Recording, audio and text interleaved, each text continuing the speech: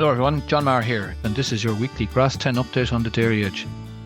Well, grass grew reasonably well in the last week, and on average grass supply is actually quite good at 900 kilograms of dry matter per hectare. However, there is huge variation around this figure, which I will discuss a little bit later.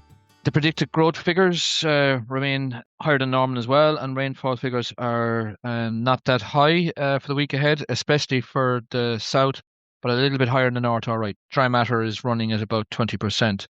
But the growth figures anyway, they averaged close to 20 kilograms of dry matter per hectare, but there was a level of variation in that now, in that farms with higher average farm cover grew more, and farms with lower average farm cover, like less than 700, grew less.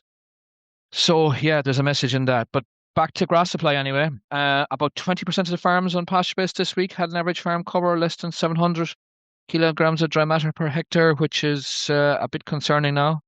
And then 25% of farms had an average farm cover well over 1,000 kilograms of dry matter per hectare. So there's a huge range of grass supplies there on farms. Most of that stems back to actually what happened in the autumn, to be honest, when you look at the figures.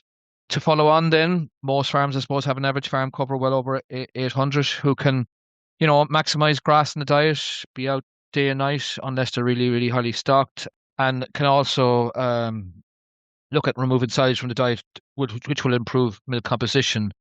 One of our feature farmers there last week, Gerald Sullivan from Shannon and Cork, there's a video there on the website, and in this newsletter that outlines his story with a big jump in yield and composition by getting silage out of that diet and getting grass into diet day and night. Then to look at the other side of the story, farms with, a low average farm cover below 700. These farms need to be very, very careful now. We need to match demand to growth and be careful not to floor the farm cover. Average farm cover should not drop below 650 kilograms of dry matter per hectare, and probably close to 700 if the farm is very highly stocked, closer to or above 3.5 cows per hectare, I suppose. The more we monitor here now, the better decisions will be made here. So it's something that just has to be kept an eye on in terms of making decisions. Speaking of which, most farms will need to look at the turnout of replacement heifers as well. They may go onto the platform, they may go to out farms, but our feature farmer, which I'll touch on, has got replacement heifers out, and it's time to get those moving, especially if there's grass on out farms. Yeah, sometimes the heifers go to the silage ground as well. Now, the silage ground is very much a decision that has to be made very, very quickly here now. Most silage ground needs to be closed up and nutrient applied as soon as possible, really, if not done so already. I suppose a guide is that silage ground needs about 80 to 85 units of nitrogen applied per acre plus sulfur to be, cut on about the 20th of May. That's the kind of guide figures for that. I suppose when we talk about sulfur, we need about 10 or 12 units per cut to make best use of the nitrogen and to improve the nitrogen use efficiency, really, because the numbers on nitrogen applications are getting tighter and tighter. I suppose low cover ground or grazed silage ground may suit slurry application of about 2,500 to 3,000 gallons per acre, which needs to be done very quickly, where conditions can allow, and then topped up with a nitrogen plus sulfur product. I suppose 38.07 comes to mind. But for the record, slurry is low in sulfur, so we just need that sulfur piece to go out as well, both onto silage ground and onto grazing ground. Speaking of grazing ground, I suppose a nitrogen PK plus sulfur type product would be ideal to go to grazing ground where there is a P allowance and where no slurry was applied. If paddocks had received slurry, then a nitrogen plus sulfur type product needs to be applied, and we just need to start with the sulfur story and application fairly soon, because we need to get the best out of all nitrogen applications, and sulfur is often a limiting factor, particularly on drier ground. Heavier ground, not as big an urgency or not as big a demand on quantity, but again, you're talking about probably 10 or 12 units on grazing ground for heavy lands, but we're talking about 16 to 20 units applied by early July for grazing ground on dry land.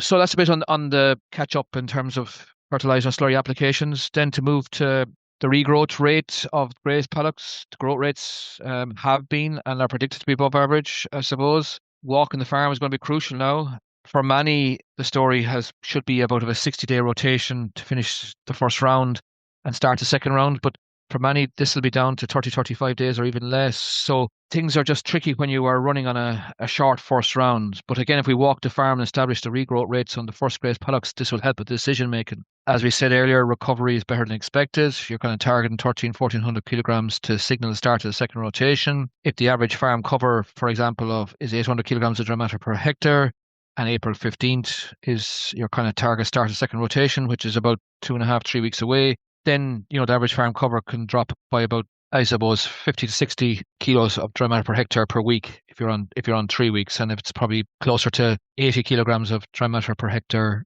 fall per week, where we are 2 weeks away to start the second rotation. So that needs to be monitored. Fundamentally, though, the average farm cover cannot drop below 650, really, to be honest, per hectare. So that's the story, I suppose, a little bit on where we are with grazing and grass supply. If we look at our feature farmer then, this week, he's actually, Michael Cunniffe is his name, he's from Roscommon, but he's in the replacement heifer game. And I suppose he has turned animals out in late February, which has done well. He has an average farm cover of over 1,000 and it grew 19. So he's been going quite well. Now he has got a level of slurry out and a level of fertilizer out on parts of the farm. His story is relatively simple. The watery slurry goes to the grazing ground and the thicker slurry goes to the silage ground. In terms of his management then, very quickly, he prioritised getting the lighter heifers out first, was on 12-hour breaks during the difficult conditions, went to 24-hour breaks when conditions improved, but he had to rehouse some cattle at times and turn them back out, but was happy to do this. And I suppose that's the point, really. The flexibility is the name of the game. When I mentioned about silage ground, I suppose Michael's plan here is he's currently finishing off the grazing some of the silage ground, and we'll top that up with fertilizer and slurry to get him to the third week of May to cut. Anything that's not grazed in terms of silage ground will be cut at the end of April, start of May. So yeah, that's his kind of plan. He also plans to reseed as well, and this is something that we all should probably be thinking about, really, to be honest. So that brings us to the end of this week for the Grass10 update. If you'd like to hear more from the Grass10 team, subscribe to the weekly Grass10 newsletter, which is available on the Grass10 page on the Teagasc public website, and the link to this newsletter is also available in the description of this podcast. We'd like to thank those who support the Grass10 campaign: AIB, Grass and Agro, Department of Agriculture, Food and Marine, FBD and the Farmers Journal. This has been your Grass10 update, and I will talk to you all next week when we hope the weather keeps improving.